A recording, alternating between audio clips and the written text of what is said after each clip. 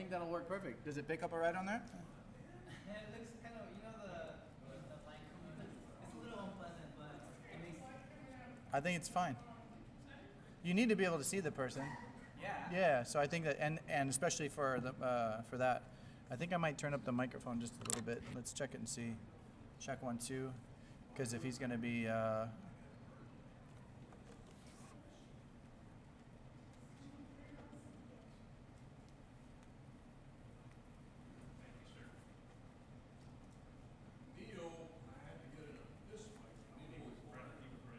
Check 1, 2.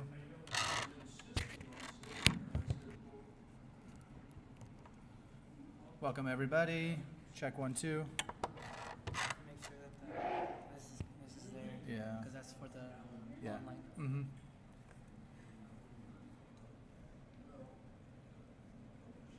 Okay.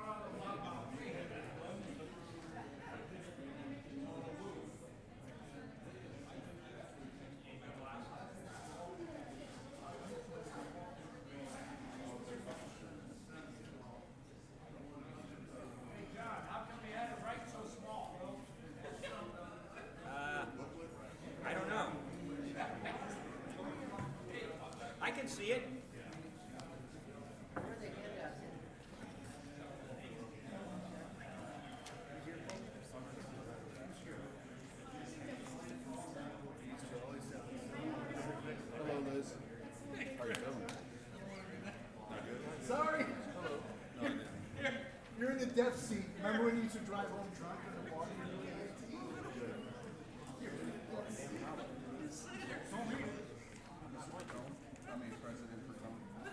Not yet. Don't get premature on it. It's technically not over till midnight. Put it here, James. Oh, and he's like, he's in.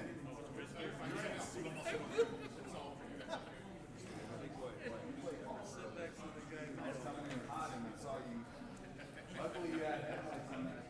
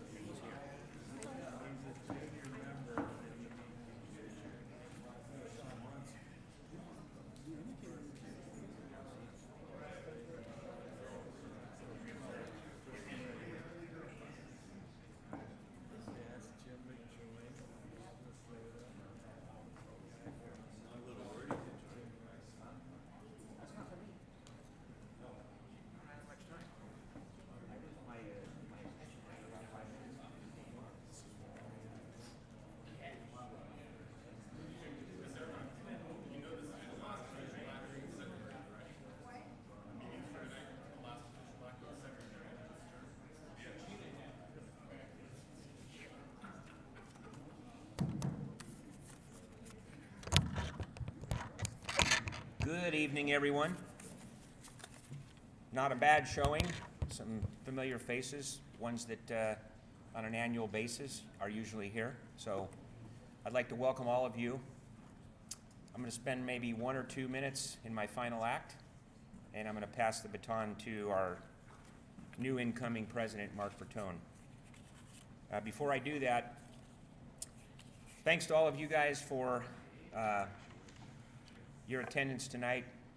Those who are live streaming, I'm not sure how many we actually have on the feed, but thanks to you guys for attending by way of the live stream.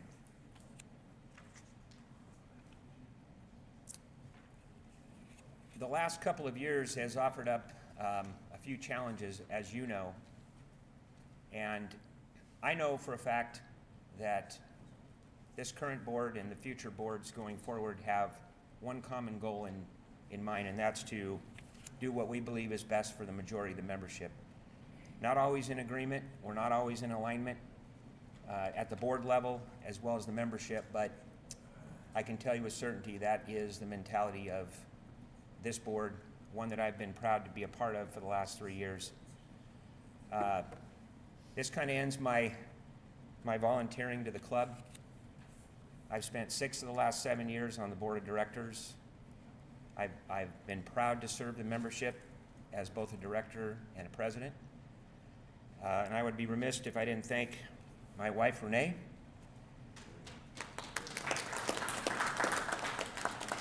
for her love, support, and most importantly, her patience. We were having a discussion this afternoon on what is she thinks some of the things that I would miss mostly about being on the board. And I said, well, there's some things that you really like being in the know, and there's some things you really don't like being in the know. And that comes with the territory of being on the board, some of the ups and downs of things that come before us. Most importantly, she's going to miss our parking spot. And I don't know if you guys know this, but there are a number of perks that we do get as board members. I don't know if you know that. And one of them is a pretty good paycheck. So not having that, that's going to hurt tremendously. But in all seriousness, I've enjoyed my time on the board, both the challenges and a lot of good times. And for me, in my nearly 18 years as a member, my highlight was being part of the board during our centennial celebration. It was by far and away the best party that I've been to in my adult life, at least ones that I can remember. Before I turn the mic over to Mark, I'd just like to thank Gene and Chris for your leadership during the last 2+ years that you've both been here.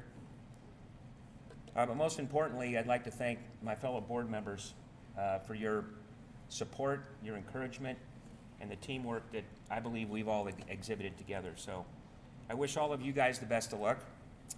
If no one has any questions for me, I'm going to turn the mic over to our incoming president, Mark Bertone. Questions for me? Good job. Outstanding. Thank you.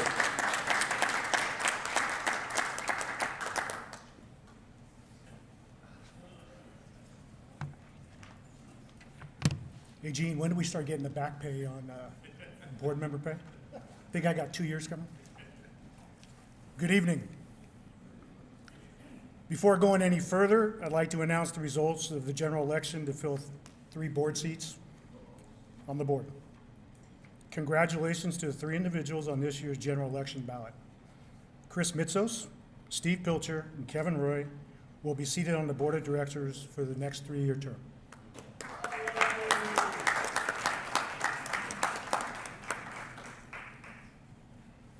Neil. Yeah, I got to tell you a story. 2 years ago, I put my name on the ballot to be on the board. Wrote a letter. Letter was posted in the locker room. I get this phone call on my phone from a 909 area code. Didn't know who it was. Called him back. Said, Mark, this is Neil O'Dwyer. I just read your letter that you're running for the board. Who the hell are you?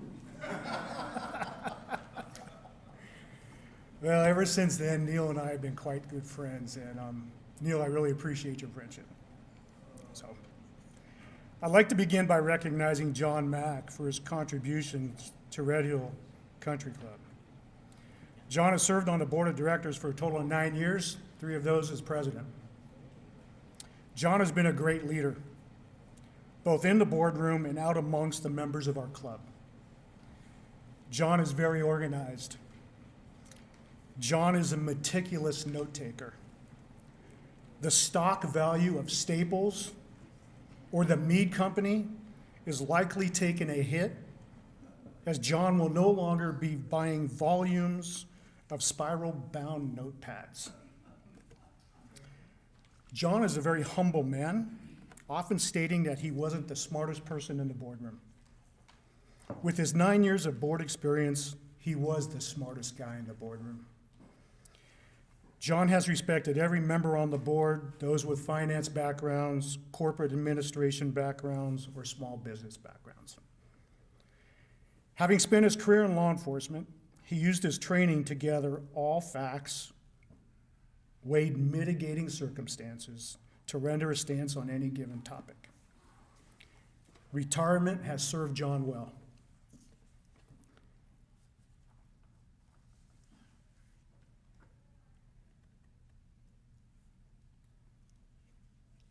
His love of the game in Red Hill placed him frequently at the club. He was visible and available to all. John is the latest in a long line of great individuals to serve Red Hill Country Club as president. In the 2 years that I have gotten to know John, what really stands out is that John is a relationship guy. It is obvious that he and Renee have a great marriage. You could hear it in his voice when he speaks of her or them in conversation. John values friendship immensely. John and I have spoken quite a bit in the last few months, and I have noticed lately that he ends his calls with, "Have a great day, my friend." I hold John in very high regard, and to be called friend by him means a great deal. John, I know I have some very big shoes to fill, and I hope to do the job as well as you did. As I stated in my first letter in The View from the Hill, it's truly an honor to be the latest in a long line of esteemed individuals before me to be president of Red Hill Country Club. I'm very excited to get to work with our board for 23-24. We will work closely with Gene Miller, Chris Frame, David Sutton, and Chef Vinny to continue to elevate the member experience here at Red Hill.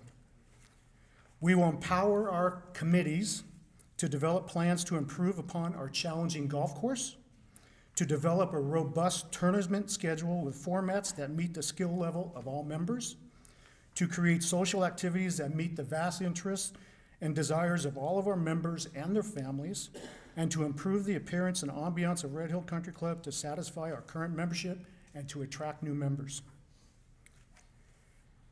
Our Budget and Finance Committee will have some heavy lifting to do this coming year. Wet months of January and February have not been our friend. Because of the recent storms, we are off the mark on projected revenues, hardest hit areas being transfer fees, guest fees, cart fees, outside and member tournaments, restaurant, snack bar, and lounge. Yet through the end of February, we are performing better than budget. During the fourth quarter of 2022, opinions of the membership were voiced in 2 separate town hall meetings, and the board and management listened. A keen focus on staffing levels and pricing increases were just enough for us to weather the storms of January and February. On paper, should we continue to operate the budget without capital expenditures, the club will end the year with a net income of $373,000. The skies will clear, the temps will rise, more rounds will be played and meals will be enjoyed, yet we are not out of the woods. We have a beautiful clubhouse. Although her opulence atop Red Hill is stunning, deep down within her walls are areas of concern. She needs some urgent, tender, loving care. Our roof is over 16 years old and showing signs of costly distress. Our flooring on our outdoor patio needs repairs. The list of required maintenance to our facilities is long, and it needs to be addressed. Subsidizing food and beverage under the 2022 model will not work moving forward. We have raised food and beverage prices. Is it enough? We need to have this conversation. We need to generate revenue to run the day-to-day operation expected of our membership with an allowance for regular capital expenditures and set aside funds into a capital reserve account. In a recent survey, Red Hill Country Club outpaces 4 other private country clubs in our surrounding area in terms of membership equity value by at least 35%. We're very blessed. Another interesting fact about Red Hill Country Club, against the same 4 country clubs, is that we're the only club that is carrying significant debt. Hacienda Country Club, who came out of the ground with their new clubhouse at roughly the same time as Red Hill, with a more expensive build, is debt-free. Each year, we give away $650,000 of our treasure to a bank. Each year, the 4 other clubs have a $650,000 economic advantage over Red Hill Country Club in terms of paying better wages for management and staff, investing in facilities, and placing money in a capital reserve account. It is important to recognize John Busey and his efforts working with our bank to refinance our loan. Today, we have a loan with a 3.9% interest rate, a pipe dream in today's market, and a huge windfall for the club. However, this doesn't mean we don't have an obligation to find ways to pay down his debt.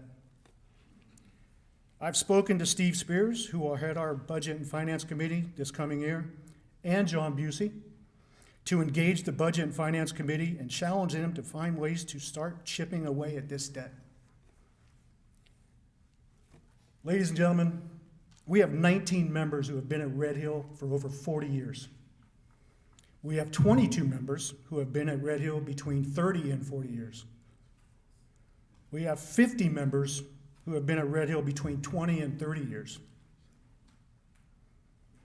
You know, I remember a conversation with my father-in-law, who a few days ago celebrated his 55th anniversary as a member of Hacienda.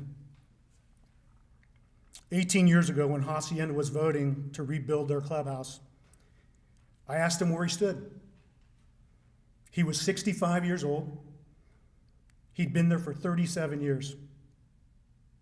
He told me, for many years I've been taking jelly beans out of the jar. It's my turn to put some back in for the next guys. For the next generation of decades-long members, hopefully names like Regas, Hall, Schaefer, Jarvis, the list goes on and on. We need to do this. Before I close, there's one more topic that needs to be aired. We, starting with the 9 of us on the board, our full members, our junior exec members, our social members, and our out-of-state members, we need to behave better. When playing golf, wear out your divot tool and empty your sound bottles. And when competing, do it with honor and integrity. While at the club in a social setting, act like a member of a prestigious, exclusive country club. Red Hill Country Club is not your personal bada bing, or for those that date themselves in this area, your personal cowgirl theater.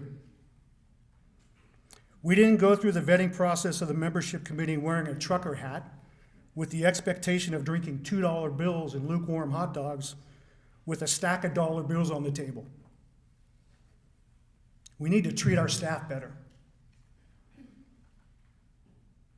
How we conduct ourselves outside the gates is not club business, but how we conduct ourselves inside the gates is our business. The highest paid individual lately has been our attorney. We as a board collectively are tired of this. We'd prefer to do productive work, providing oversight to management and focusing on long-range planning, but we are prepared to act swiftly and severely moving forward for behavior unbecoming of a member. With that said, I'm excited for the coming year. I know each member of the board very well.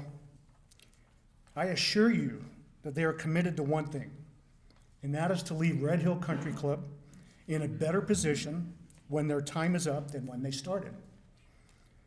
On behalf of the board of directors, I want to thank you for your trust in us. And for those who don't, we hope to earn it back through the coming year. Thank you.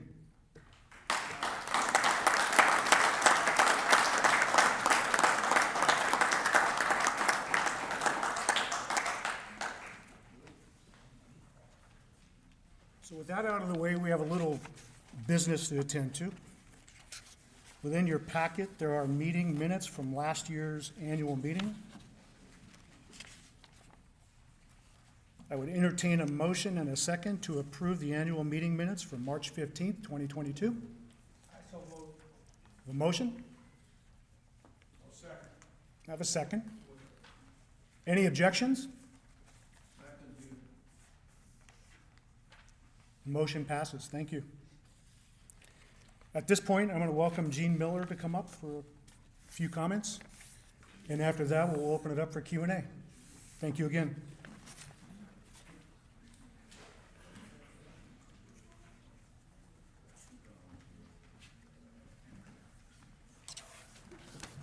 Good afternoon, everyone. We are currently streaming, so we're going to give everybody that is following us online a chance to potentially ask questions from what Mr. Mack and Mr. Bertone have talked about. I want to touch bases on the first 2 months of this year. They have been challenging, as you can all know by the weather.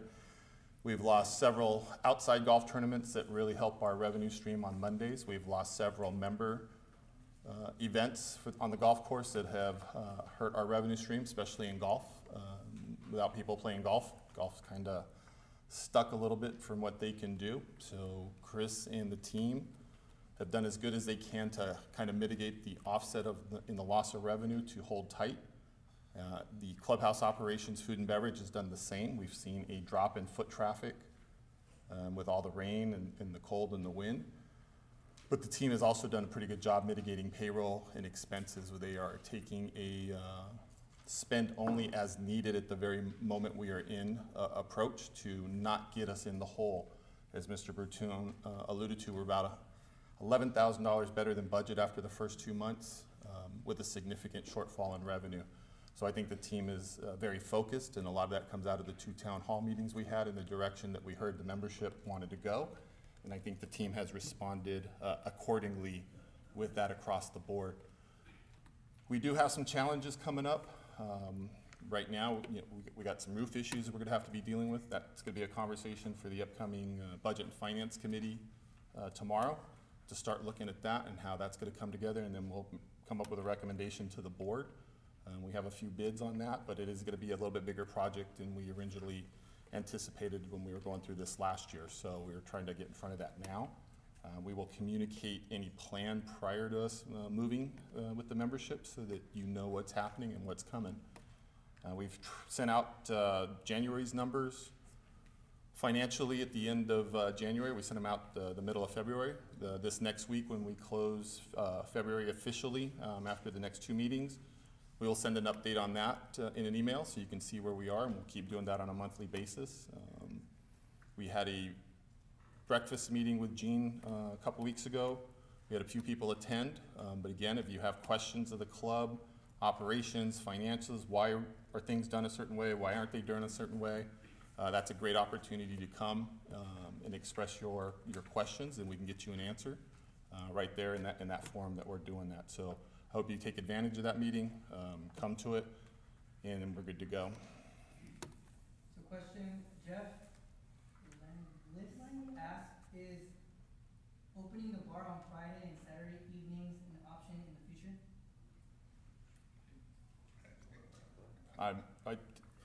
Opening the bar on Friday and Saturday evening? So we're open Friday evenings, and we're open Saturdays when we have events. We actually have a server and a bartender on Saturday nights that are in there, so the bar is open. I'm not sure on that question. Gene, yeah, on 2022, on the cash position, does that include the payment reserve that we have for the mortgage payment? Correct. So part of that is also timing.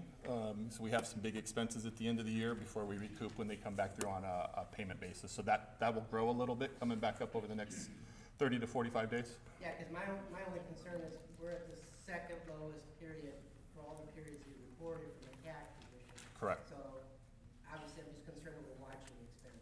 No, without a doubt. So part of that was what we did in capital last year, in the paint, the carpet, gazebo, the trees, and Yeah, some my of that. only feeling is if we've got expenditures that we're gonna be needing to do that are capital, please assess us instead of keep raising our fees. Without a doubt. So again, we heard that loud and clear coming out of the last 2 town hall meetings. So as we work a plan for the roof and potentially any other issues that we see on the horizon, that will be the discussion we have, is what does an assessment look like? How much is it? What does it encompass? And our goal is to get into the year a little bit, to really know the nuts and bolts in case we have any issues, because we do not want to go to the membership more than one time to say, hey, here's what we need. So we're not going to be in a rush to come out and do that per se. We need to get all the facts, figures, see where we're at, and put a plan together before we communicate it, and then take advice from the members. I heard the comment that our highest paid employee was an attorney. I'd like to hear what we spend and why. So last year, our attorney bill, I want to say, was right around 50,000, and we had several litigation type factors that we needed help that the attorney had to get into. Some were member that we got wrapped up into trying to diffuse. We were getting wrapped up into some issues that weren't necessarily our issues, we felt, but we had to protect the club, and so we had to get some legal advice, and unfortunately that lawyer is not at the lower end of the scale. So it was basically due to, I hate to say it and allude to, but as Mr. Bertone, bad behavior with some of our members that we had to go out and get coverage. So were those members charged for that behavior? No. that's part of what we cover as a club from the club operations.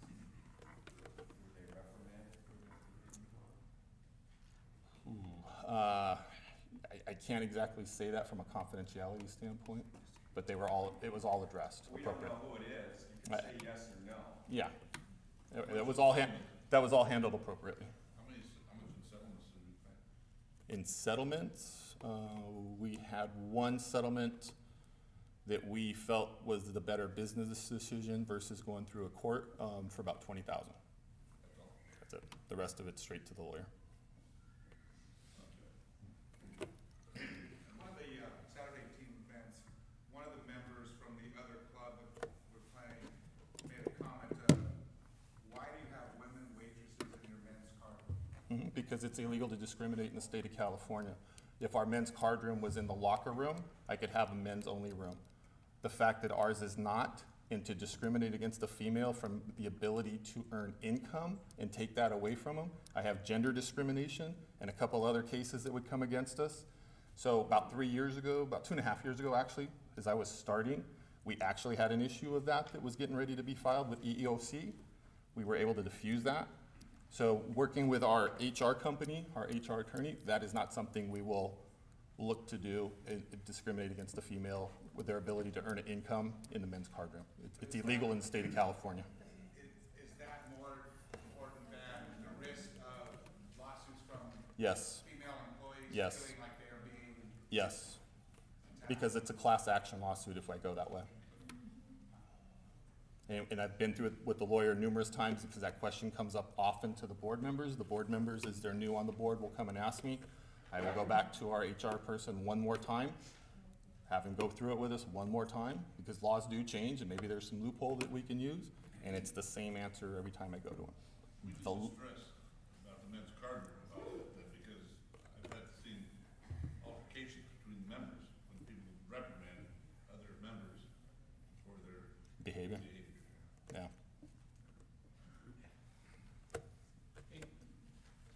I'd like to take this time to thank the board of directors, John Mack for his 2 years as being president, because I've walked in your shoes and it's a tough job. You guys have done a good job. You're doing what's right for the club. And I want to tell Mark, good luck. And I'm also going to recommend, Mark, something that's been done in the past is the president has met with the past presidents. And I'm gonna offer that up to you, that maybe that be something that you wanna do, because there's quite a bit of knowledge in the past presidents. So you can take that, Very good. you know, hopefully you can use it. You stole my thunder. Thank you very much. I was going to plan to reach out to all of you to do just that, because you're right.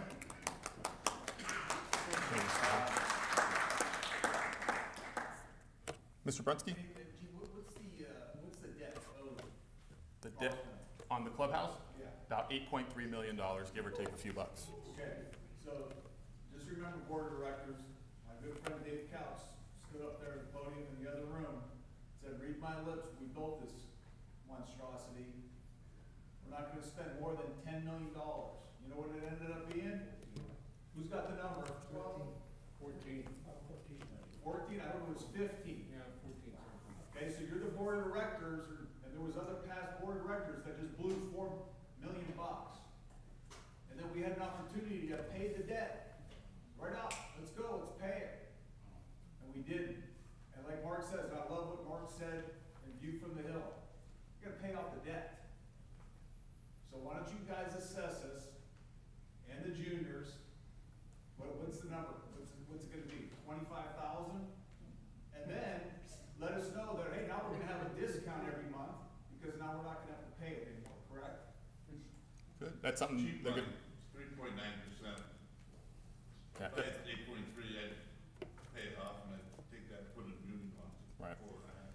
So that is a conversation that is growing with budget and finance, and then it will run through the board once we kind of develop a plan that budget and finance feels kind of comfortable with to present. And then once the board kind of understands that, they'll have to make a decision, do we want to take it to the membership and pursue it, or how do they want to tackle it? But it is a hot topic that the committee and the board's looking at. That it will hinder us moving forward at some point in the future.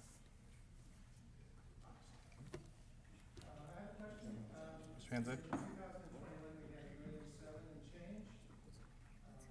22, we're down to $719,000. Okay.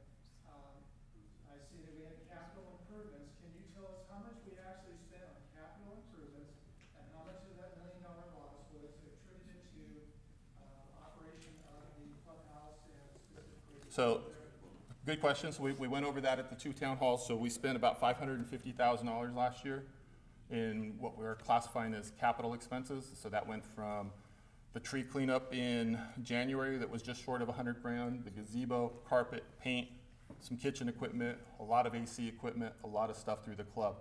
The other 400 and change was through the operation of the club last year, which at that point the decision was made, since we had money in the bank, to kind of offer a little bit more of a discounted rate before going out for a big dues increase, and that was the direction that we took last year.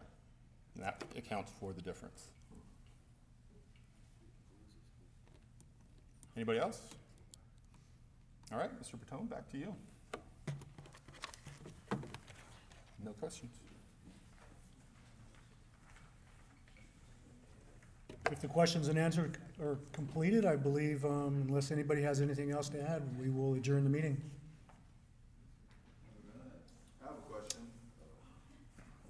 Are memberships actually been purchased right now, or are we standing on a, because I have some clients and stuff that are interested in becoming members, and they're asking questions about membership, but I don't know I exactly. believe we're bringing 2 juniors and 1 full member to the board this month, right, Chris?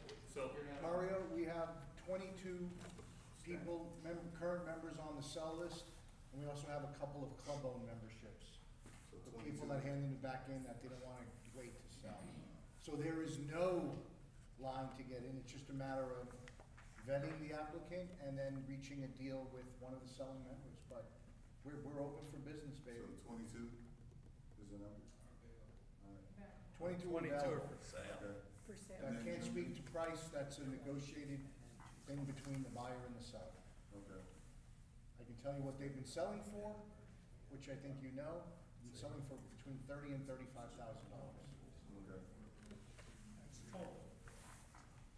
Okay. Correct. Includes the transfer fee.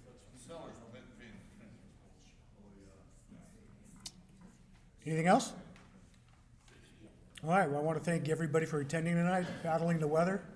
Neil, have a good night. Meeting's adjourned. Thank you.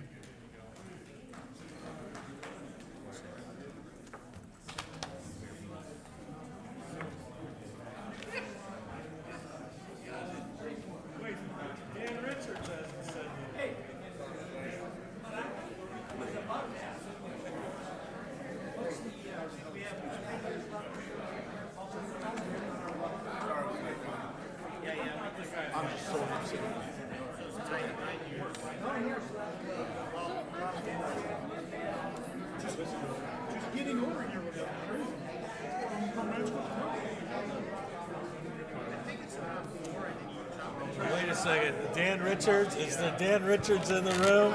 Dan Richards? Is Dan Richards in the room? I thought you were going to say something. It's no fun. Support Mark.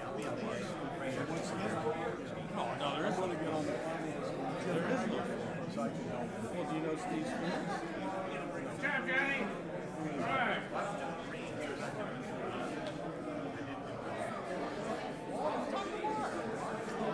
This membership thing, we fucked it up. We got off the list when you were born. The top person is the seller, kept the price.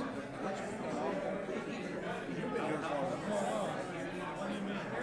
We used to have a list. The oldest person, the person who had the membership for sale the longest, is the person at the top of the list. That never worked. Everybody went out and negotiated their own deal. No, they didn't. You had to go to the first person. If you didn't make the deal with the first person, you went down to the second person. What are you talking about? It did work that way. No, it didn't. You're longer than you. I've known it. 2 years. I don't even want any longer. Like that. 2 years worth. That's all. What's your number? 16, 17. Yeah, thank you. Light. Well, when I did it, it was you found someone who wanted a 1634. But when you wanted to buy, you just found Went to somebody who the person at the top. I have worked. You just don't remember. That's okay. That's how it works. If the first person that doesn't work, I understand how it doesn't work. But what is that have to do is let me ask you something. You have the right as a regular member to sell your membership to whoever you want. At any time.